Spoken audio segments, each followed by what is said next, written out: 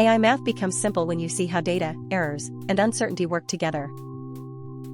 Now let's look at math as the language behind AI. AI may look like magic from the outside. But inside, it works with numbers, patterns, errors, and probabilities.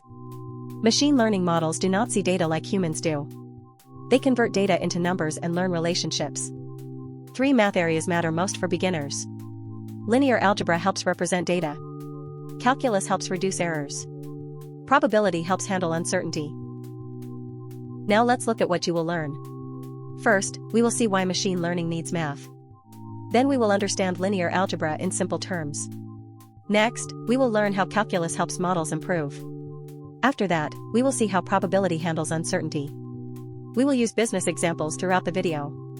By the end, you will know what math to learn first. Now let's look at why machine learning needs math. Machine learning is about learning patterns from data. Data may come from customers, sales, images, text, sensors, or transactions. But a model needs that data in numerical form. Math helps the model compare values, find relationships, and make predictions. It also helps measure mistakes. Without math, the model cannot learn or improve. Math is the engine behind AI learning. Now let's look at the 3 math pillars. You do not need all advanced math on day 1. Start with 3 core pillars. Linear algebra helps organize data as vectors and matrices. Calculus helps models reduce prediction error. Probability helps models deal with uncertain outcomes. These 3 topics appear again and again in AI and machine learning. Learn them step by step, not all at once. Now let's look at linear algebra, data as numbers. Linear algebra is the math of vectors and matrices. A vector is a list of numbers. A matrix is a table of numbers. In machine learning, a single customer can be represented as a vector. A full dataset can be represented as a matrix. This lets the model process many records at the same time. Linear algebra is how AI organizes data. Now let's look at business example, customer data. Imagine a company wants to predict customer churn. Each customer has data like age, monthly spend, visits, complaints, and tenure. These values can be converted into numbers. One customer becomes one row of numbers. Thousands of customers become a large matrix. The model studies this matrix to find churn patterns. This is linear algebra in a business setting. Now let's look at features are the model's clues. In machine learning, input columns are called features. Features are the clues used for prediction. For sales prediction, features may include price, discount, region, season, and ad spend. For fraud detection, features may include amount, location, time, and transaction history. Linear algebra helps organize these features. The model then learns which features matter most. Good features often create better predictions. Now let's look at matrices make learning efficient. A matrix allows many calculations at once. Instead of checking one customer manually, the model can process thousands. This is why AI can work with large datasets. Neural networks also use many matrix calculations. Images, text, and business tables can all become numerical structures. Linear algebra makes large-scale learning practical. It is one reason modern AI can scale. Now let's look at calculus, how models improve. Calculus helps a model reduce errors. At first, a model makes rough predictions. Some predictions are close. Some predictions are very wrong. The model needs a way to know how to improve. Calculus helps find the direction of improvement. This is where gradients become important. Now let's look at error and loss explained. A model learns by comparing prediction with actual answer. The difference is called error. A loss function measures how bad the prediction is. If the prediction is close, the loss is small. If the prediction is far away, the loss is large. The goal is to reduce the loss. Calculus helps the model move toward lower loss. Now let's look at gradient descent made simple. Gradient descent is a method used to reduce error. Imagine standing on a hill and trying to walk down to the lowest point. You look at the slope and take a step downward. Then you check the slope again and take another step. A model does something similar with error. It adjusts its internal settings step by step. Over time, predictions improve. Now let's look at business example, sales prediction. Imagine a company wants to predict next month's sales. The first model may predict sales very badly.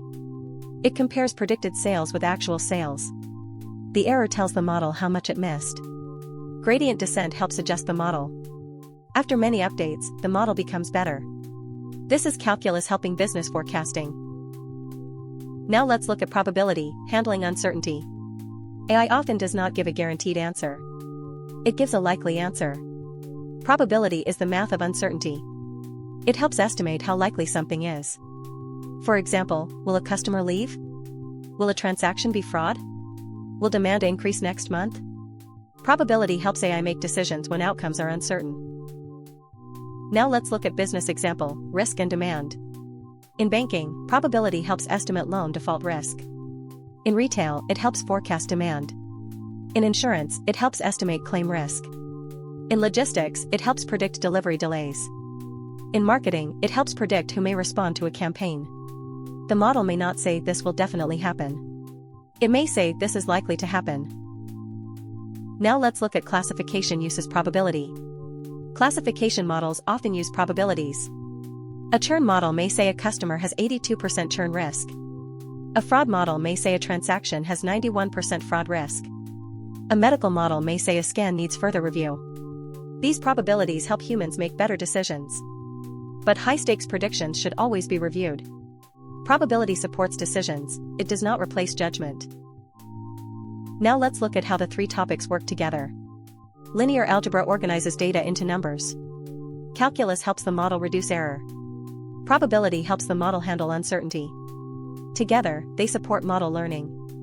For example, customer data becomes a matrix. The model learns by reducing loss. Then it predicts churn risk as a probability. Now let's look at common beginner mistakes. Beginners often think they need advanced math before starting AI. That is not true. Start with the basics and connect math to examples. Another mistake is learning formulas without understanding use cases. Focus on what each math topic does for a model. Do not memorize everything at once. Learn math as a tool for solving AI problems. Now let's look at a simple learning path. Start with basic statistics and probability. Then learn vectors, matrices, and matrix operations. Next, learn functions, slopes, derivatives, and gradients. After that, connect these ideas to machine learning examples. Practice with simple datasets. Use charts to understand what the math is doing.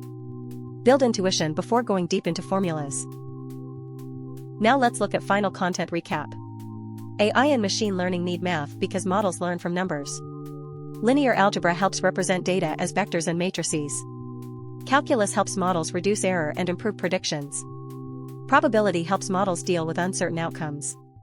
Business examples include churn, sales prediction, fraud, risk, and demand forecasting. You do not need to master all math at once. Learn step by step, with practical examples. To wrap up, here is the key takeaway. You now have a structured overview of math for AI and machine learning explained linear algebra, calculus, and probability. Review the core ideas, connect them to examples, and revisit concepts like math is the language behind AI, what you will learn, why machine learning needs math when practicing. Subscribe to Easy Machine Learning Guide if you want to learn AI through simple explanations and real industry examples.